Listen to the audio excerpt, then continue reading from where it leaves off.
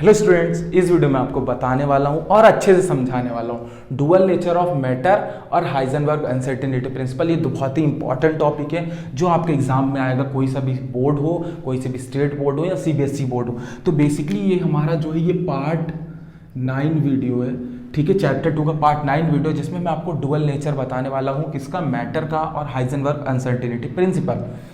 तो समझते हैं कि ये क्या होता है, ठीक है। और अगर आप चाहते हैं कि इससे पहले के लेक्चर्स देखें तो मैंने लिंक डिस्क्रिप्शन में दिया, वहाँ जाके आप देख सकते हैं। और क्लास 11th का कोर्स फ्री है आप लोगों के लिए, और इस तरीके से बनाया है कि क्लास 11th में आपको कोचिंग जाने की ज़रूरत नहीं पड़ने वाली है। अगर आप पर्टिकुलर किसी बोर्ड से हैं, सीबीएसई बोर्ड या स्टेट बोर्ड से, मैं ये नहीं कह रहा हूँ कि आप जेईई और नीट की मैं बात कर रहा हूँ, मैं स्टेट बोर्ड्स की गारंटी लेके कह रहा हूँ कि जिस तरीके से मैं आपको पढ़ा रहा हूँ, अगर आपने मेरे पूरे कोर्स को फॉलो कर लिया तो आपको कहीं भी जाने की ज़रूरत नहीं पड़ेगी। क्योंकि मैंने अपने कोर्स में यहाँ पर लेक्चर जो मैंने बनाए हैं वो उसमें बहुत ज़्यादा अच्छे से नॉलेज दिया। उसके साथ साथ मैं यहाँ पर एग्जाम्पल, इंटेक्स और एक्सरसाइज क्वेश्चन भी देता हूँ, करवाता हूँ वीडियोस के थ्रू।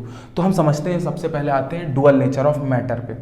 तो डुअल नेचर ऑफ मैटर होता क्या है, ठीक है। बेसिकली जैसे कि मैंने रेडिएशन की बात की थी, ठीक है, रेडिएशंस की बात की थी इसके पहले वाले लेक्चर्स में, या फिर सिंपली यहाँ पे भी समझ सकते हैं हम कि रेडिएशन जो होती है, आपको पता है कि रेडिएशन की वेव नेचर होता है, जो हमने किस में पढ़ा था, इलेक्ट्रोमैग्नेटिक वेव थ्योरी में पढ़ा था।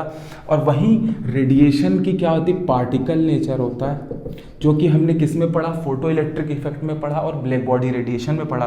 तो हमें पता है कि जो रेडिएशंस होती हैं वो क्या होती है, वेव होती है, वेव नेचर को भी शो करती है, पार्टिकल नेचर को भी शो करती है। यानी कि रेडिएशन जो है वो डुअल नेचर को शो करती है, ये हमें पता है, ठीक है। अब डुअल नेचर को शो तो करती हैं, लेकिन आपको पता है ना कि रेडिएशन जो होती है वो मेनली किससे बनी हुई होती है, वो फोटोन से बनी होती हैं। मैंने आपको बताया था ना, फोटोन से बनी होती है।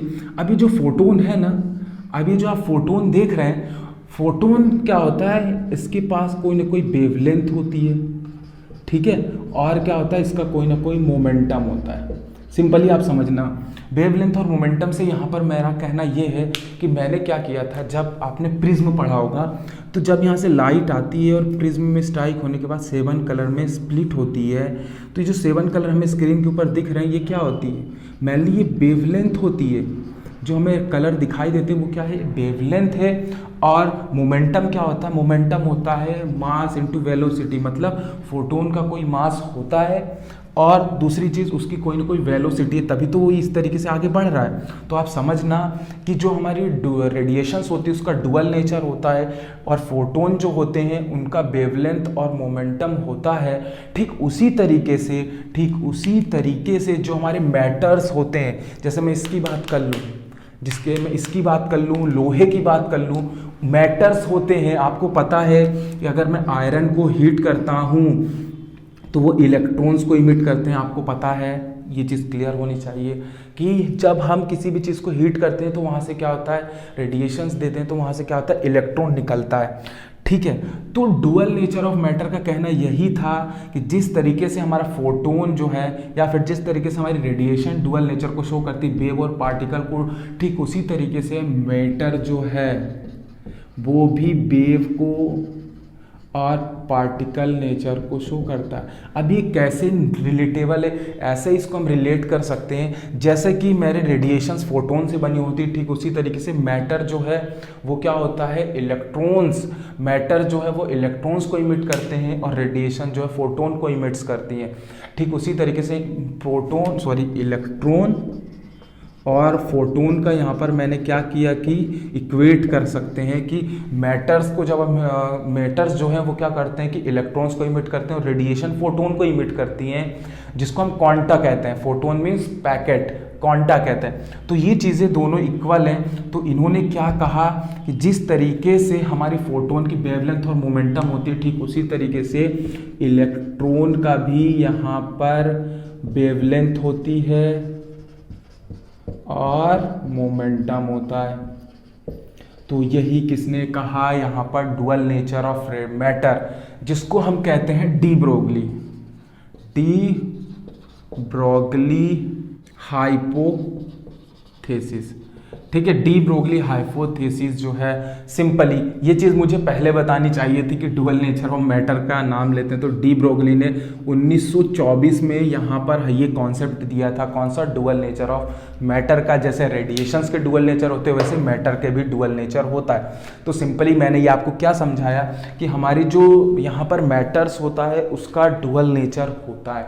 सिंपली आप समझ के कैसे होता है, जैसे कि मैं कहूँ आपसे कि एक जो हमारी रेडिएशंस है वो फोटोन्स को इमिट करती हैं, तो फोटोन्स की एक वेवलेंथ होती है, और फोटोन्स की वेवलेंथ होती है उसके साथ साथ फोटोन्स का मोमेंटम होता है।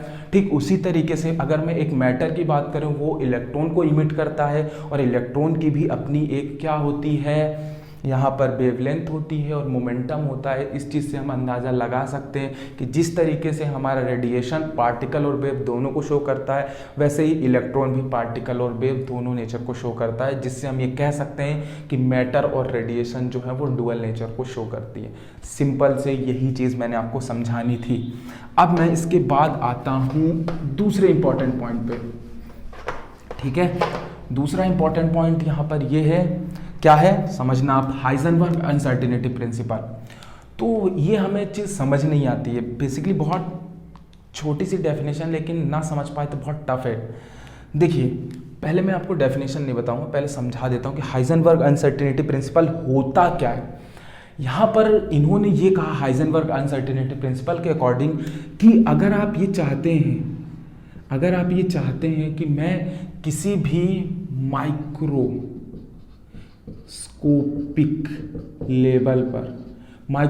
लेवल जिसमें इलेक्ट्रॉन्स को मैं ले सकता हूँ, ठीक है, इलेक्ट्रॉन्स को मैं ले सकता हूँ, और जो हमारी डुअल नेचर ऑफ मैटर है वहाँ पर एक इक्वेशन में आपको बताना भूल गया, lambda is equals to H/mv, जिसको हम कह सकते हैं lambda is equals to H/p।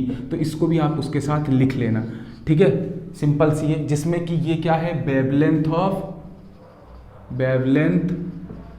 Of electron, ठीक है, सारी चीजें electron, Planck constant, mass of electron, velocity of electron. ठीक है, ये चीज समझ लेना, मैं यहाँ पे बताना भूल गया था, जल्दी में हो जाता है। ठीक है, अब यहाँ पर क्या है कि माइक्रोस्कोपिक लेवल पर एक इलेक्ट्रॉन्स होते हैं। ठीक है, बेसिकली मैं आपसे ये कहना चाह रहा हूँ कि हाइजेनबर्ग अनसर्टेनिटी प्रिंसिपल जो है ये माइक्रोस्कोपिक लेवल के लिए था, यानी कि छोटे पार्टिकल्स के लिए था जिसको हम नहीं देख सकते। उसमें एक क्या था, इलेक्ट्रॉन्स था। तो उन्होंने ये कहा कि अगर आप ये चाहते हैं कि जैसे मैं एक इलेक्ट्रॉन ले लूँ, मैं ये इलेक्ट्रॉन ले लेता हूँ, ठीक है, अगर आप ये चाहते हैं कि मैं इसका पोजीशन, मैं इसकी क्या करूँ, मैं इसकी पोजीशन और मैं इसका मोमेंटम,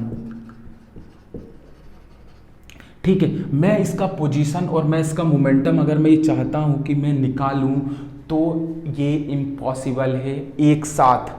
मतलब कि अगर मैं चाहता हूं कि साइमल्टेनियसली, ठीक है, अगर मैं ये चाहता हूं कि साइमल्टेनियसली पोजीशन और मोमेंटम निकालूं, पी, एक्स और पी, यानी पोजीशन और मोमेंटम किसी भी माइक्रोस्कोपिक लेवल के पार्टिकल का निकालूंगा और एक साथ निकालूंगा, तो ये इम्पॉसिबल है। और कुछ ना कुछ ये क्या होगा कि इनएक्यूरेसी दे देगा। कैसे इनएक्यूरेसी दे देगा, मैं आपको बताता हूँ। जैसे आप चाहते हैं कि कोई भी बॉडी मूव हो रही है, कोई भी बॉडी मूव हो रही है, जैसे ये इलेक्ट्रॉन है, ये ऐसे ऐसे चल रहा है, ठीक है, ये ऐसे ऐसे चल रहा है। तो अगर आप ये फाइंड करना चाहते हैं कि इसकी पोजीशन क्या है, तो आपको क्या करना होगा कि पहले तो एक फिक्स्ड मुझे पॉइंट लेना पड़ेगा। जैसे ये ऐसे ऐसे मूव कर रहा है, तो आपको क्या करना होगा कि यहाँ पर एक फिक्स्ड पॉइंट लेना पड़ेगा, जहाँ पर आपको क्या पता करना होगा, इसकी पोजीशन। तो पहली चीज़ तो ये कि आपको इसको रोकना पड़ेगा तब, और अगर ये रुक जाएगा और इस पोजीशन पे रुक जाएगा, तो यहाँ पर कोई वेलोसिटी नहीं है, वेलोसिटी जीरो, यानी कि momentum equals to mass into velocity zero, तो मोमेंटम क्या होगा, जीरो हो जाएगा। इसका मतलब मैं ये कह सकता हूँ कि अगर आप ये चाहते हैं कि साइमल्टेनियसली, इसका मतलब होता है एक साथ, अगर आप पोजीशन और मोमेंटम को निकालना चाहते हैं, तो वो इम्पॉसिबल है किसी माइक्रोस्कोपिक लेवल के पार्टिकल्स जैसे कि इलेक्ट्रॉन्स के लिए। तो हाइजेनबर्ग अनसर्टेनिटी प्रिंसिपल का यही कहना था कि it is impossible to determine the exact position and momentum of any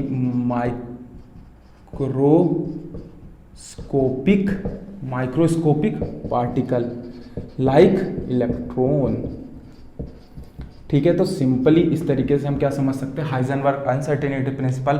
और इसकी एक इक्वेशन है, इसकी यहाँ पर एक क्या है इक्वेशन है, उस इक्वेशन को भी आप लिख लीजिए सिंपली। इस तरीके से आप क्या लिख सकते हैं कि कोई आपसे पूछे हाइजेनबर्ग अनसर्टेनिटी प्रिंसिपल क्या है, तो बेसिकली आपको यही कहना है कि it is impossible to determine the exact position and exact position and momentum of any microscopic particle like electron. एक वर्ड बहुत इंपॉर्टेंट है, साइमल्टेनियसली, ये जरूर लिखना, ये नहीं लिखोगे तो पूरी चीज़ें गलत हो जाएंगी। साइमल्टेनियसली मीन्स एक साथ, जैसे कि मैं आपसे कहूँ डेल एक्स और डेल पी जो है वो h/4 इक्वल्स टू, इस तरीके से हम इसकी इक्वेशन को लिखते हैं। और ये जो डेल एक्स इजिकल्स टू, मैं यहाँ पे m भी लिख सकता हूँ क्या, क्योंकि momentum equals to mass into velocity h/4 और यहाँ पर del x equals to del v, ठीक है, h/4m लिख लीजिए। तो ये क्या होगी, इस तरीके से हम क्या कर सकते हैं कि इसका m मैंने यहाँ नीचे शिफ्ट कर दिया, इतना इंपॉर्टेंट नहीं है हमारा, इंपॉर्टेंट ये है, आप ये अगर हाइजेनबर्ग अनसर्टेनिटी प्रिंसिपल आता है तो आप मेनली डेफिनेशन लिख के और ये लिख देंगे तो सिंपली आपका हो जाएगा।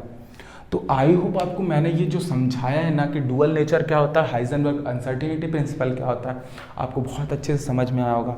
और अगर आप ऐसी और वीडियोस देखना चाहते हैं ना तो हमारे चैनल से जुड़ जाइए, बहुत मज़ा आने वाला है पढ़ने में, सही बोल रहा हूँ, बहुत मज़ा आने वाला है पढ़ने में। तो ठीक है, इस वीडियो को यहीं ख़त्म करते हैं, मिलते हैं नेक्स्ट वीडियो के साथ, सी यू।